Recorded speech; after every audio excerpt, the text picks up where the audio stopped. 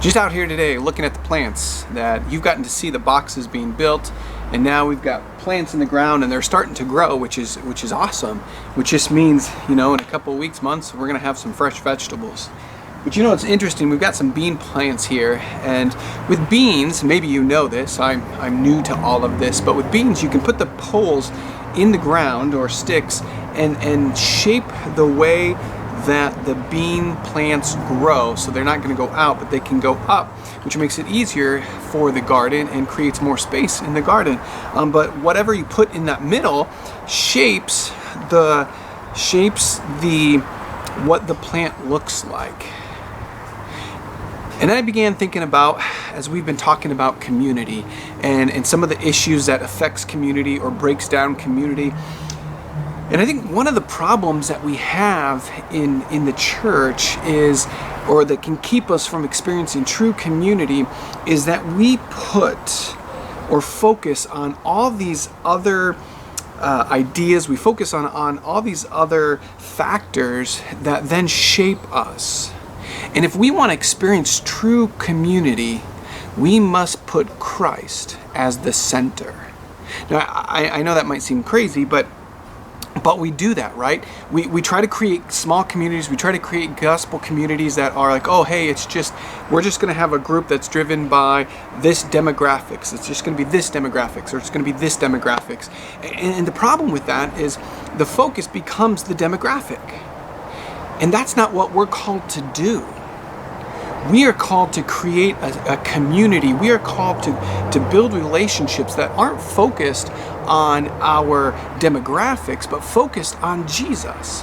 And when Jesus is what we set our eyes on, when Jesus becomes the center of that community, it is able to shape or be shaped by Him. It's able to be grounded in Him, which creates a culture of love, of grace, of mercy. And then that affects everything else that we've talked about, because when we are being shaped by Jesus, we don't need to have a sense of being driven by perfection, because what becomes the focus is being driven by Jesus.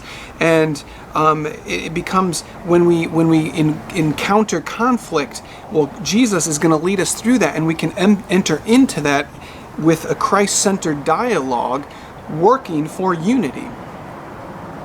So as we talk about, and as we continue to think about community, as you're thinking about community at Calvary, and even the gospel communities, as we're creating these different gospel communities for us to grow deeper in relationship with each other, we need to make sure that we are centered on Jesus. He is the one that draws us together. I love the author of Hebrews when he says, that we have to run the race, that we're, it has that community sense that we're going to be in this together, and we're going to link arms and run this race. And he says, hey, we need to shut off sins and shut off these things that easily cause us to stumble. But then the author says we need to set our eyes on Jesus. And I would go on, and in my own way of translating, would say, because when we set our eyes on Jesus, He is the one that begins to shape us and form us.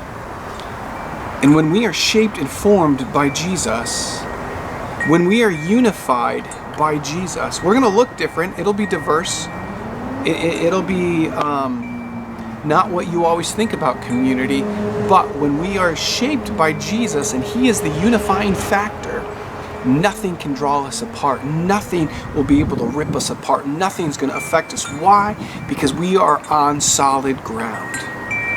So as we continue to talk through and think about community, we need to make sure that our gospel communities, that our church, your relationships are founded on Jesus. And that's what draws us together. And in fact, that's what's a beautiful picture of the kingdom. When we have gospel communities that we have different age groups and different demographics, that's what makes it wonderful, because we are united.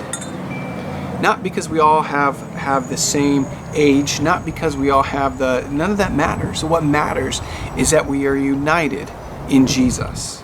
And when that happens, we have strength and the ability to move forward. Hope you guys have a great weekend, and we will see you on Sunday for worship.